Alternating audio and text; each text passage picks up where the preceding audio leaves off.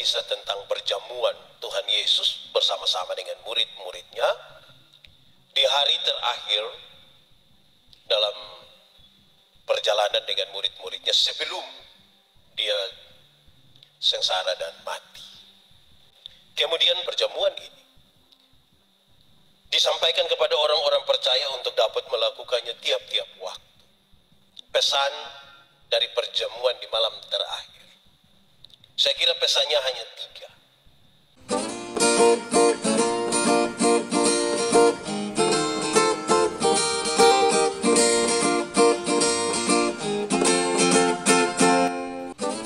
Saudara-saudara, mari kita berdoa.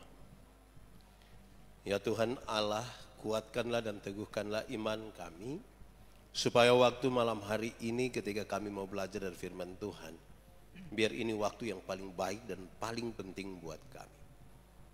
Kami mohon Tuhan jauhkan semua penggoda pencobaan, baik di dalam kami ataupun di sekitar kami. Biarlah dalam sukacitamu kami belajar firman Tuhan. Kami rindu pada firman-Mu. Berfirmanlah bagi kami Tuhan, di dalam nama Yesus, firman yang hidup itu kami berdoa. Amin. Mari silakan duduk. Bapak Ibu saudara-saudara yang dikasihi dalam Tuhan. Di kesempatan hari ini, tema yang disampaikan kepada kita semua adalah pesan dari perjamuan di malam terakhir. Perjamuan Tuhan Yesus dengan murid-muridnya sebelum dia menjalani sengsara dan mati. Saya pilih Injil Lukas pasal 22 ayat 16 sampai ayat yang ke-20 menjadi bahan perenungan firman untuk kita. Injil Lukas pasal 22 ayat 16 sampai ayat yang ke-20. Sebab aku berkata kepadamu, aku tidak akan memakannya lagi sampai ia beroleh kegenapannya dalam kerajaan Allah. Kemudian ia mengambil sebuah cawan, mengucap syukur, lalu berkata, ambillah ini dan bagikanlah di antara kamu. Sebab aku berkata kepadamu, mulai dari sekarang ini, aku tidak akan minum lagi hasil pokok anggur sampai kerajaan Allah telah datang. Lalu ia mengambil roti, mengucap syukur, memecah-mecahkannya dan memberikannya kepada mereka, katanya, inilah tubuhku yang diserahkan bagi kamu. Perbuatlah ini menjadi peringatan akan aku. Demikian juga dibuatnya dengan cawan sesudah makan. Ia berkata, cawan ini adalah perjanjian baru oleh darahku yang ditumpahkan bagi kamu. Demikian firman Tuhan. Berbahagia setiap orang yang mendengar firman, memelihara dan melakukan dalam hidup setiap hari. Shalom. Bapak Ibu saudara-saudara, saya kira di awal kita semua memahami bahwa ini kisah tentang perjamuan Tuhan Yesus bersama-sama dengan murid-muridnya di hari terakhir dalam perjalanan dengan murid-muridnya sebelum dia sengsara dan mati. Kemudian perjamuan kudus ini, perjamuan ini disampaikan kepada orang-orang percaya untuk dapat melakukannya tiap-tiap waktu. Secara cepat saudara-saudara, kalau kita mau belajar untuk memberi jawab terhadap tema ini. Pesan dari perjamuan di malam terakhir. Saya kira pesannya hanya 3. Pesan yang paling pertama saudara-saudara mengenai roti Tuhan Yesus berkata. Mengenai roti Tuhan Yesus berkata. Inilah tubuhku. Inilah tubuhku. Dia ambil roti, terus dia bilang inilah tubuhku. Inilah yang disebutkan dengan nama sakramen. Dalam pengertian yang paling sederhana saudara, sakramen itu sesuatu yang paling biasa. Paling biasa. Dan kemudian di dalamnya orang menemukan makna yang lebih dari sekedar benda itu. Sesuatu yang biasa dilihat, biasa disentuh, biasa dikenal. Tapi dengan makna yang lebih. Supaya orang-orang dengan mata rohani dan mata iman yang kuat, dia melihat hal-hal yang lebih jauh dari itu. Seberapa biasakah roti dengan para muridnya? Sangat biasa. Dorang tidak makan jagung. Dorang makan roti. Dan setiap kali bicara tentang roti, mereka tahu betul ini biasa, ini tiap hari. Ini bagian yang tidak terlepaskan dari mereka. Inilah tubuhku. Setiap kali mereka memahami ini, mereka tahu betul bahwa tubuh Yesus itu telah dipecahkan. Dipecahkan untuk apa? Untuk pengampunan yang sempurna bagi dosa-dosa manusia. Hal yang biasa, yang dilihat lebih jauh dari sekedar benda itu. Sehingga dalam tradisi perjamuan kita tidak disebutkan begini. Janganlah hati dan pikiranmu tertuju kepada roti dan anggur yang kelihatan ini, tetapi kepada Dia, Yesus Kristus. Saya kira pengalaman ini adalah pengalaman hari-hari. Mungkin ada satu, saya ingat saya punya anak Dona itu, dia simpan dia punya opa, punya baju satu. Tidak boleh disentuh oleh siapapun, tidak boleh diambil. Kenapa? Dia itu saya punya opa pun. Bajunya biasa sekali, baju lama, ada noda-noda lagi. Tetapi setiap kali melihat itu baju itu, dia ingat dia punya opa. Saya juga simpan satu, saya pun bapak punya. Hal yang biasa. Tetapi ketika dilihat ada sesuatu yang muncul di situ lebih dari sekedar baju itu. Inilah sakramen. Supaya ketika orang melaksanakan sakramen perjamuan, dia tahu persis setiap kali roti ini, dia ingat sebuah pengorbanan yang besar sekali. Mestinya saudara, dalam pengalaman kita hari-hari, kalau kita alami yang kira-kira begitu, maka dalam perjalanan dengan Tuhan pun harus ada sesuatu yang sekiranya kalau kita lihat, kita bilang tidak. Ini tidak sekedar hal ini, ada yang lebih di situ. Ada orang kalau dia pernah beli motor satu atau mobil satu, itu yang pertama. Orang bilang jual sudah, dia bilang tidak. Kan bisa yang baru, dia bilang tidak. Kok kenapa? Kamu jangan lihat ini mobil begini. Di balik kisah tentang ini mobil, ada sesuatu yang lebih. Inilah sakramen. Sesuatu yang biasa sebenarnya, tapi dengan nilai yang lebih. Melihat roti itu, ini makanan dari mereka. Tiap hari mereka tidak terlepas dari itu. Mereka harus ingat bahwa tubuh Yesus dipecahkan untuk pengampunan dosa mereka. Pesan pertama itu. Pesan kedua, mengenai cawan. Mengenai cawan Tuhan Yesus berkata, cawan ini adalah perjanjian baru yang dilakukan dengan pengorbanan darah Tuhan Yesus. Cawan ini adalah perjanjian baru. Saudara, dalam pengertian Alkitabiah, suatu pengorbanan adalah suatu hubungan antara Tuhan dan manusia. Sebuah pengorbanan itu adalah hubungan. Hubungan antara siapa? Hubungan antara Tuhan dan manusia. Tuhan Allah itu mendekati manusia. Dan manusia berjanji. Berjanji untuk taat kepada Tuhan. Dan untuk memelihara hukum-hukumnya.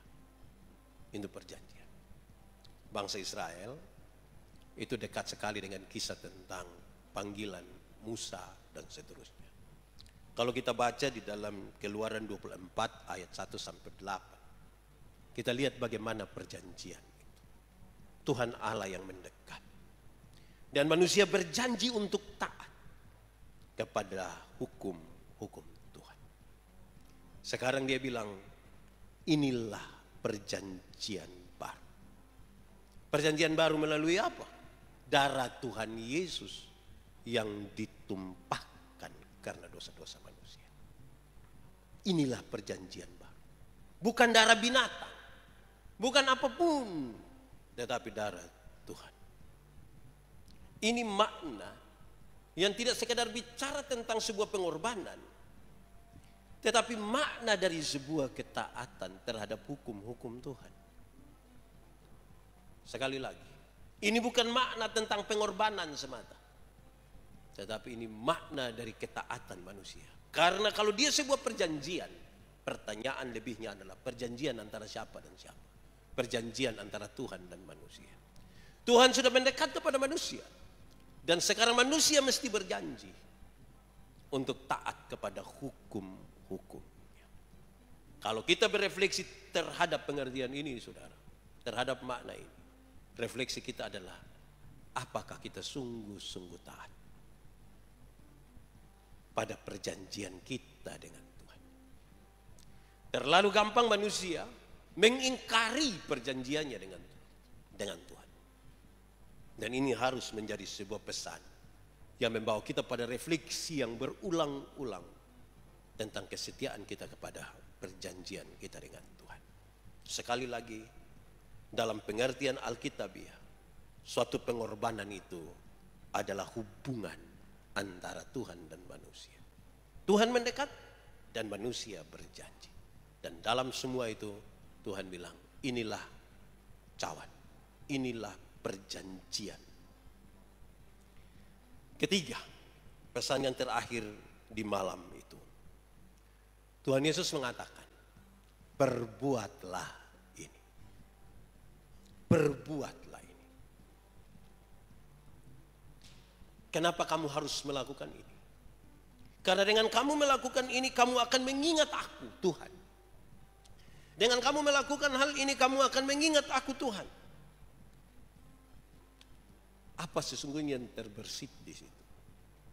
Tuhan sungguh-sungguh tahu bahwa manusia sangat gampang, sangat cepat untuk bisa melupakan Tuhan. Betapa mudahnya manusia melupakan Tuhan. Betapa mudah. Karena itu manusia perlu diingatkan terus-menerus. Manusia harus melakukan sesuatu terus untuk mengingat sesuatu. Perbuatlah ini sebagai peringatan akan aku. Lalu dia memecah-mecahkan roti itu dan bagi-bagikan kepada mereka. Saudara-saudara, kadang-kadang memang manusia yang melupakan Tuhan itu disebabkan oleh beberapa hal. Pertama, bisa disebabkan oleh waktu.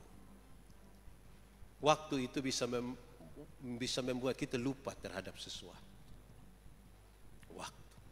Apalagi kalau tidak sering diingatkan kembali. Tidak sering dilakukan kembali. Oh, itu bisa bermasalah.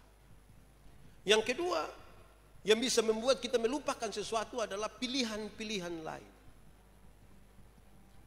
Ada hal-hal yang tampak, ada hal-hal yang membuat kita bisa memilih, ada hal-hal yang membuat kita bisa untuk melihat lebih jauh, orang bisa melupakan sesuatu.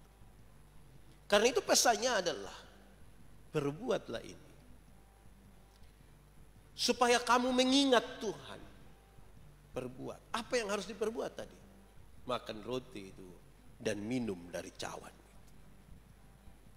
Tanda pengorbanan dan tanda perjanjian. Di dalam tanda pengorbanan dan tanda perjanjian itu sekaligus ada janji kita secara pribadi dengan Tuhan. Ini menjadi pesan. Kenapa? Dalam konteks hari itu, beberapa jam ke depan mereka akan melihat sesuatu yang luar biasa. Bagaimana Yesus yang mereka andalkan ternyata akan seperti seseorang yang tidak punya kekuatan apa-apa di hadapan mereka. Orang mungkin akan bertanya, di manakah kuasa Tuhan Yesus yang luar biasa, yang selama ini yang mati bisa dibangkitkan, yang buta dicelikan matanya, yang tuli dibuat mendengar, dan lain-lain, yang sakit disembuhkan. Orang akan bertanya beberapa jam ke depan ini. Tubuhnya akan hancur beberapa jam ke depan ini. Dan sebelum itu terjadi, dia kasih tahu, inilah tubuhku, inilah tubuh. Supaya melihat tubuh yang hancur itu, orang ingat sesuatu. Mereka mesti mengingat sesuatu. Tuhan berkorban. Cawan ini di pengorbanan melalui darah Tuhan Yesus. Ini sebuah perjanjian baru. Kamu dibayar lunas. Tidak dengan darah binatang. Tidak dengan emas perak. Tidak dengan apapun. Tapi dengan Tuhan, darah Tuhan Yesus yang dicurahkan, ditumpahkan bagi kamu. Tetapi dalam semua itu, apa janjimu bagi Tuhan? Sekali lagi, Pengorbanan itu adalah hubungan antara Tuhan dan manusia. Tuhan mendekat, berkorban, dan manusia berjanji kepadanya. Saudara, ini menjadi pesan. Supaya dalam prosesi kita di Minggu Sengsara, menuju kepada perayaan Paskah, Jumat Agung dan Paskah, kita terus diingatkan, diisi betul-betul dalam pikiran dan perasaan, iman dan hidup kita, bahwa Tuhan telah berkorban bagi kita. Dia telah menjalankan sebuah perjanjian baru yang dimeteraikan oleh darah Tuhan Yesus. Dan kepada kita diberikan sesuatu yang baru dalam perjalanan hidup ini, sampai pada kekekalan bersama dengan Tuhan Yesus di sorga. Jangan lupa, sebab manusia dengan mudahnya bisa melupakan apa yang sudah Tuhan kerjakan. Tuhan memberkati kita. Selamat merenungkan pesan di malam perjamuan itu antara Tuhan Yesus dengan murid-muridnya. Mari kita berdoa. Bapa di sorga, kami bersyukur kepadamu untuk firman di malam hari ini. Kami memahami tubuhmu telah dipecahkan bagi kamu, bagi kami. Darahmu dicurahkan sebagai sebuah perjanjian. Engkau telah menyatakan kasih-Mu dan kami telah berjanji untuk percaya dan hidup di dalam-Mu. Kuatkanlah dan teguhkanlah iman kami. Amin.